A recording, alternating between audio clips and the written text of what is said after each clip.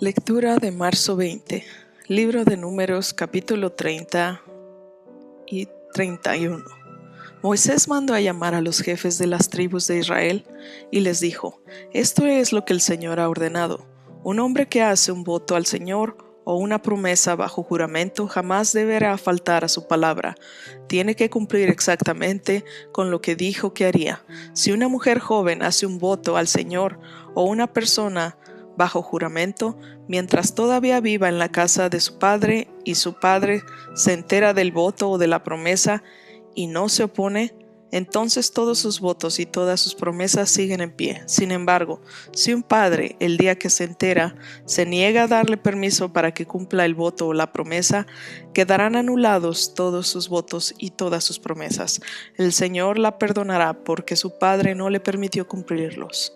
Ahora bien, supongamos que una joven hace un voto o se compromete a sí misma al hacer una promesa impulsiva y luego se casa.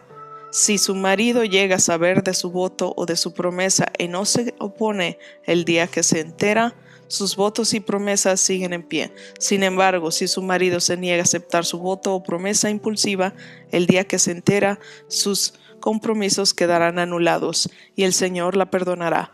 Pero si se trata de una viuda o de una divorciada, esta persona deberá cumplir con todos sus votos y todas sus promesas. Ahora bien, supongamos que una mujer estaba casada y vive en casa de su esposo. Cuando ella hace un voto o se compromete a sí misma con una promesa, si su marido se entera y no se opone, entonces su voto o su promesa siguen en pie. Pero si su marido se niega a aceptarla el día que se entera, entonces su voto o su promesa quedarán anulados y el Señor la perdonará.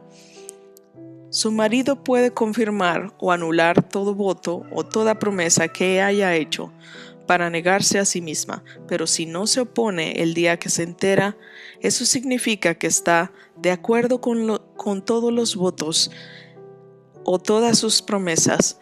Si él espera más de un día y entonces intenta anular un voto o una promesa, él recibirá el castigo por la culpa de ella. Estas son las ordenanzas que el Señor dio a Moisés acerca de las relaciones entre hombre y esposa, y entre el padre y su hija joven que todavía vive en casa. Entonces el Señor le dijo a Moisés: el nombre del pueblo de Israel toma venganza en contra de los madianitas por haber conducido a mi pueblo a la idolatría.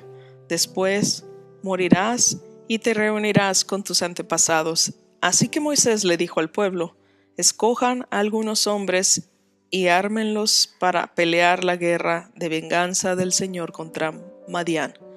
De cada tribu de Israel envíen 1000 hombres a la batalla.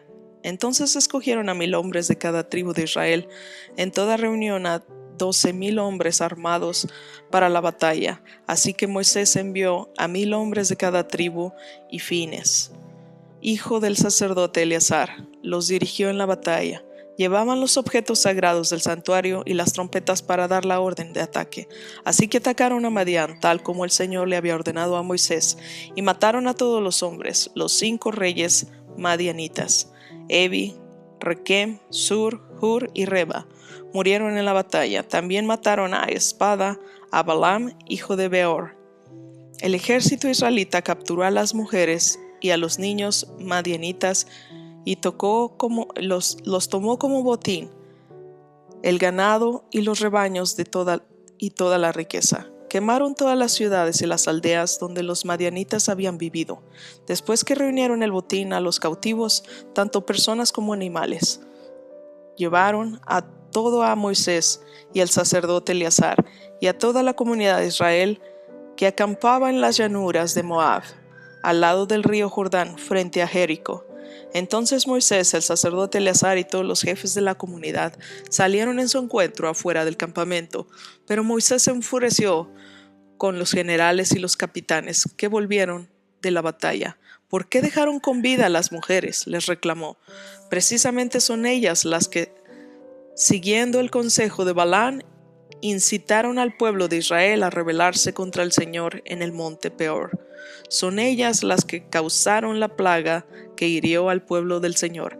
Así que Maten a todos los niños varones y a todas las mujeres que hayan tenido relaciones sexuales. Dejen con vida únicamente a las niñas vírgenes. Pueden quedarse con ellas, y todos ustedes, los que hayan matado a alguien o hayan tocado un cadáver, deben permanecer fuera del campamento durante 7 días. Purifíquense ustedes y sus prisioneros en el tercer día y el séptimo. Purifiquen también toda la ropa y todo lo que está hecho de cuero, pelo de cabra o madera. Entonces el sacerdote Eleazar les dijo a los hombres que participaron en la batalla: el Señor le ha dado a Moisés este requisito legal: todo lo que está hecho de oro, plata, bronce, hierro, estaño o plomo, es decir, todos los metales resistentes al fuego, deben ser pasados por el fuego para que queden ceremonialmente puros. Además, deben purificar estos objetos de metal con el agua de la purificación, pero todo lo que está resistente al fuego lo purificarán únicamente con el agua. El séptimo día laven su ropa y queden purificados, entonces podrán regresar al campamento. Después el Señor le dijo a Moisés: tú y el sacerdote Eleazar y los jefes de las familias de cada tribu hagan una lista de todo el botín tomado en la batalla, incluidos la gente y los animales. Luego dividan el botín en 2 partes y den la mitad a los hombres que lucraron en la batalla y la otra mitad al resto del pueblo de los que pertenece al ejército. Entreguen primero la porción del botín que le corresponde al Señor, uno de cada 500 prisioneros, así como del ganado, de los burros, de las ovejas y de las cabras. Esta porción que le corresponden al ejército, entréguensela al sacerdote Eleazar como una ofrenda al Señor. De la mitad que pertenece al pueblo de Israel, toma una de cada 50 de los prisioneros y del ganado, de los burros y de las ovejas y de las cabras y otros animales. Entreguen esta porción a los levitas, que están encargados del cuidado del tabernáculo del Señor. Así que Moisés y el sacerdote Eleazar hicieron lo que el Señor ordenó a Moisés. El botín se quedó de todo lo que los hombres de guerra habían tomado, sumó 675,000 ovejas y cabras, 72,000 cabezas de ganado, 61,000 burros y 32,000 muchachas vírgenes. La mitad del botín se entregó a los hombres de guerra. El total sumó 337,500 ovejas y cabras, de las cuales 675 eran la porción para el Señor, 36,000 cabezas de ganado, de las cuales 72 eran la porción para el Señor, 30,500 burros, de los cuales 61 no eran la porción para el Señor, y 16,000 muchachas vírgenes, de las cuales 32 eran la porción para el Señor. Moisés le dijo al sacerdote Eleazar: la porción del Señor tal como el Señor lo ha ordenado. La mitad del botín pertenecía al pueblo de Israel, y Moisés la separó de la mitad que le pertenecía a los hombres de guerra. El total entregado a los israelitas sumó 337,500 ovejas y cabras, 36,000 cabezas de ganado, 30,500 burros, 16,000 muchachas vírgenes. De la mitad entregada al pueblo, Moisés tomó uno de cada 50 prisioneros y animales y los dio a los levitas que cuidaban el tabernáculo del Señor.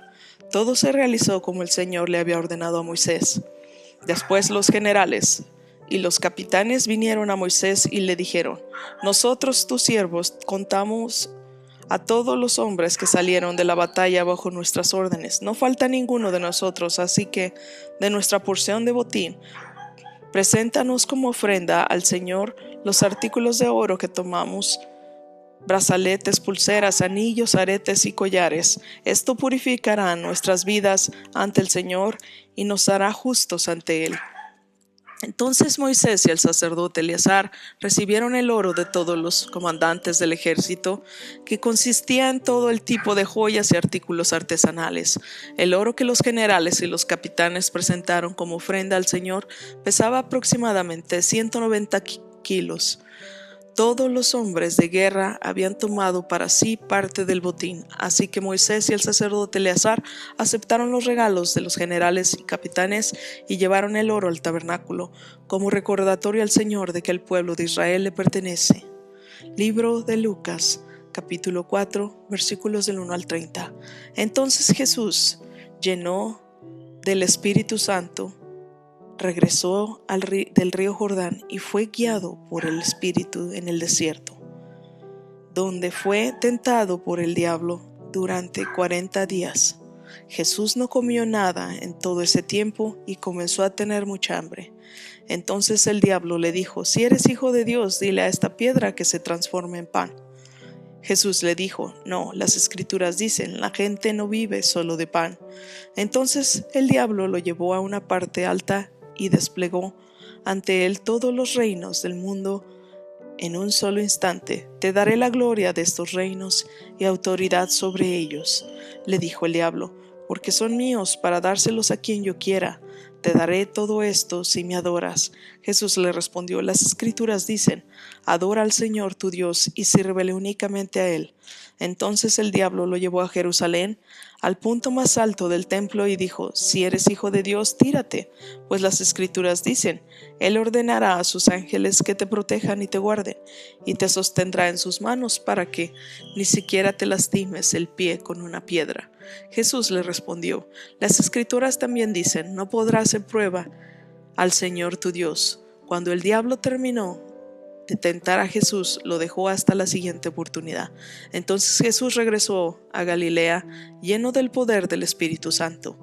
Las noticias acerca de él corrieron rápidamente por toda la región. Enseñaba con frecuencia en las sinagogas y todos lo elogiaban. Cuando llegó a Nazaret, la aldea donde creció, fue como de costumbre a la sinagoga el día de descanso y se puso de pie para leer las escrituras. Le dijeron: toma, aquí está el rollo del profeta Isaías. Jesús lo desenrolló y encontró el lugar donde está escrito lo siguiente: el Espíritu del Señor está sobre mí, porque me ha ungido para llevar la buena noticia a los pobres. Me ha enviado a proclamar que los cautivos serán liberados y que los ciegos verán, que los oprimidos serán puestos en libertad y que ha llegado el tiempo del favor del Señor. Lo enrolló de nuevo, se lo entregó al ayudante y se sentó. Todas las miradas en la sinagoga se fijaron en él. Después Jesús comenzó a hablarles: la escritura que acaban de oír se ha cumplido este mismo día. Todos hablaban bien de él y estaban asombrados de la gracia con la que salían las palabras de su boca. ¿Cómo puede ser?, preguntaban. ¿Cómo es que este hijo de José no es el hijo de José? Entonces Jesús les dijo: seguramente ustedes me citarán el proverbio que dice: médico, cúrate a ti mismo, para decirme: haz milagros aquí en tu propio pueblo, como los que hiciste en Capernaum. Pero les digo la verdad, ningún profeta es aceptado en su propio pueblo. Sin duda, había muchas viudas necesitadas en Israel en los tiempos de Elías, cuando los cielos se cerraron por 3 años y medio y una hambre terrible devastó la tierra. Sin embargo, Elías no fue enviado a ninguna de ellas. En cambio, lo enviaron a una extranjera, a una viuda de Sarepta, en la tierra de Sidón. También había muchos leprosos en Israel en el tiempo del profeta Eliseo, pero el único sanado fue Naham, un sirio. Al oír esto, la gente de la sinagoga se puso furiosa. Se levantaron de un salto, lo atacaron y lo llevaron a la fuerza hasta el borde del cerro sobre el cual estaba construida la ciudad. Querían arrojarlo por el precipicio, pero él pasó por en medio de la multitud y siguió su camino. Salmo 63, versículos del 1 al 11. Oh Dios, tú eres mi Dios. De todo corazón te busco. Mi alma tiene sed de ti. Todo mi cuerpo te anhela. Esta es la tierra reseca y agotada donde no hay agua. Te he visto en tu santuario y te he contemplado, tu poder y tu gloria. Tu amor inagotable es mejor que la vida misma. cuánto te alabo. Te alabaré mientras viva. Ahí a ti levantaré mis manos en oración. Tú me satisfaces más que un suculento banquete. Te alabaré en cánticos de alegría. Recostado me quedo despierto, pensando y meditando en ti durante la noche. Cómo eres mi ayudador. Canto de alegría a la sombra de tus alas. Me aferro a ti. Tu fuerte mano derecha me mantiene seguro. Pero los que traman destruirme acabarán arruinados. Descenderán a las profundidades de la tierra. Morirán a espada y se convertirán en comida de chacales. Pero el rey se alegrará en Dios. Todos los que juran decir la verdad lo alabarán, mientras que los mentirosos serán silenciados. Libro de Proverbios, capítulo 11, versículos 20 y 21. El Señor detesta los de corazón retorcido, pero se deleita en los que tienen integridad. Los malvados seguramente recibirán castigo, pero los hijos de los justos serán liberados. Gracias por escucharnos en estas lecturas diarias. Síguenos en nuestro canal, suscríbete si aún no lo haces y compártenos para llegar más lejos. Ten un lindo día, que Dios te bendiga.